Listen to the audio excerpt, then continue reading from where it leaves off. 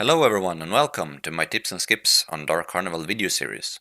This video contains all skips and tricks that I could think of, detailed walkthroughs for each section, comparisons between standard and speedrun routes, some general advice, and some interesting alternative map endings where possible. The first chapter in Dark Carnival is C to M1 Highway. Starting off with a general tip, we have slope boosts. This is a mechanic that allows you to reach higher speeds by jumping onto a slope and then quickly jumping off again. Depending on the steepness of the slope and the timing of your jumps, you can gain more or less speed from this type of boost. This mechanic always works in conjunction with bunny hopping, since that is how you maintain the increased momentum after a slope boost. Here's the first skip, the van skip. That got its name from the fact that you jump over the white van instead of going around it. It is typically performed by jumping from the middle railing up over the van, but you can also slide up on the side of the white van without using the railing as seen here in the second version.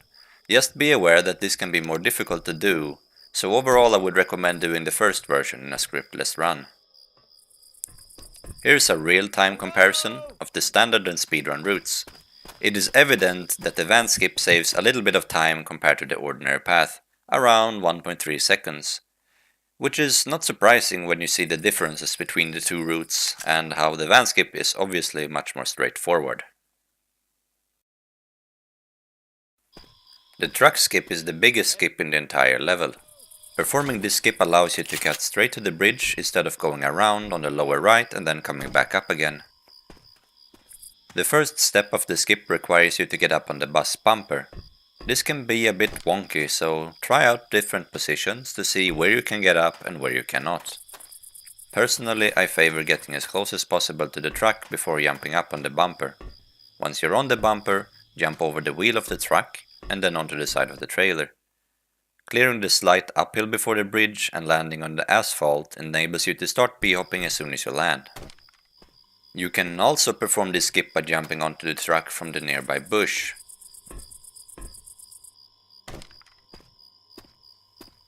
This is generally favored by left side routes, since jumping onto the bush is quicker than the bumper coming from this side. From the bush, direct your jump toward the wheel, so you do not get stuck on the trailer edge. You can see here how far it extends to the left. It is possible to clear this edge with a well-timed jump. But if you miss it, you will fall down to the ground. So jumping toward the wheel is the best advice I can give you.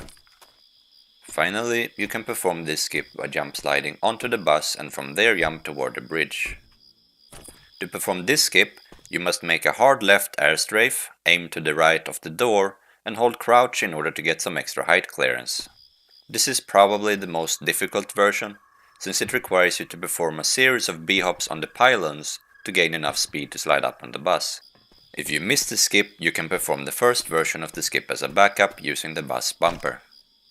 Here is the comparison between the normal and speedrun routes. It is clear that the truck skip is much faster since the ordinary route is nowhere near the top bridge when the first skip finishes.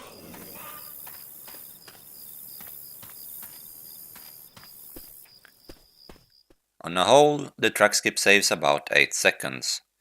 A time save that is easily understood when looking at the different route lengths.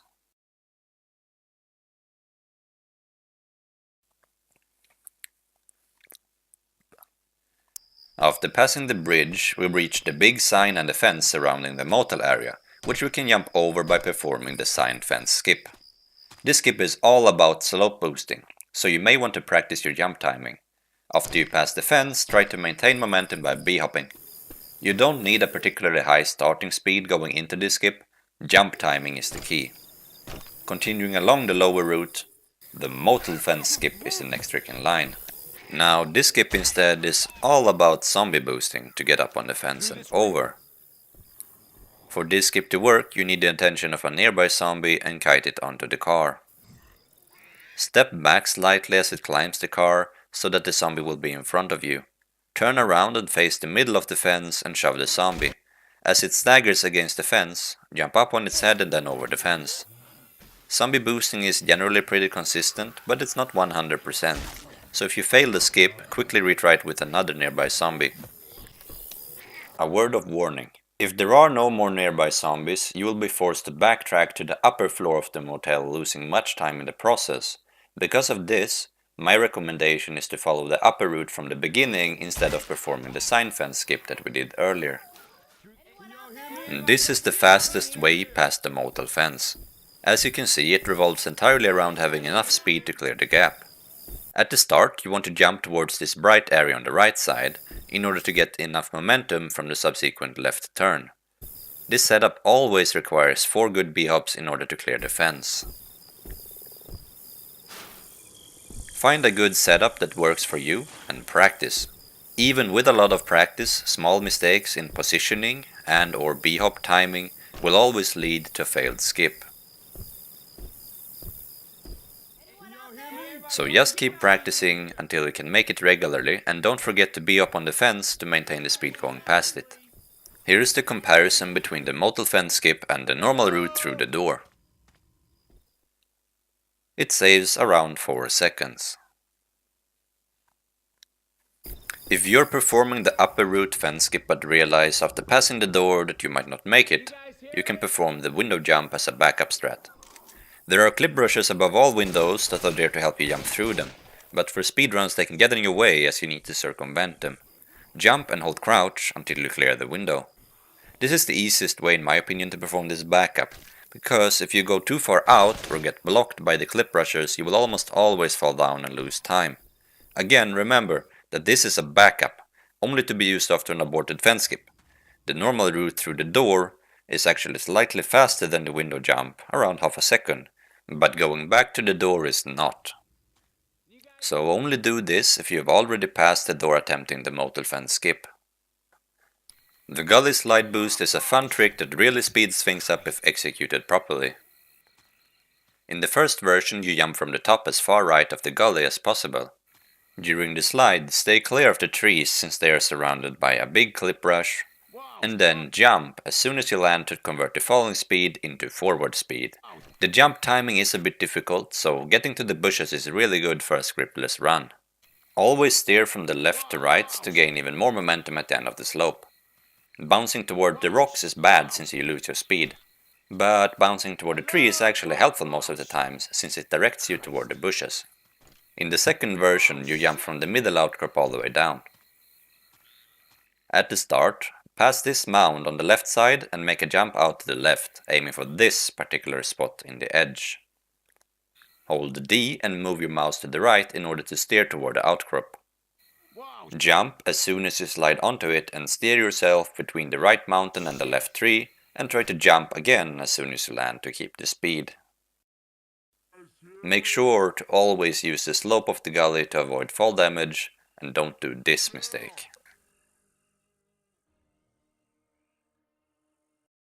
As seen here, the gully boost and normal routes are the same up until the boost itself at the end of the slope. But even so, the boost still saves more than 4 seconds overall. In order to get a clear overview of the different routes, we can change what is rendered in the world by various console commands. I have written down the commands I use together with explanations of what they do in the video description.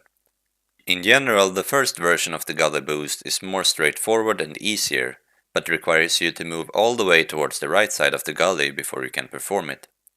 The second version starts earlier, but requires you to do the slope boost timing twice to reach the same speed at the bottom as the first version, making it more difficult overall. Choose whichever method you prefer. The last trick of this level is the Bushscape, which allows you to cut straight to the end instead of having to go around the usual way. Start by B-hopping onto the corner as close to the water edge as possible, and from there jump straight toward the other side. You almost always have to make one jump in the water, so learn the height difference to time it correctly. Here, my setup is to imagine a line from the bottom up between the bushes, and then running and jumping onto the slope along this line.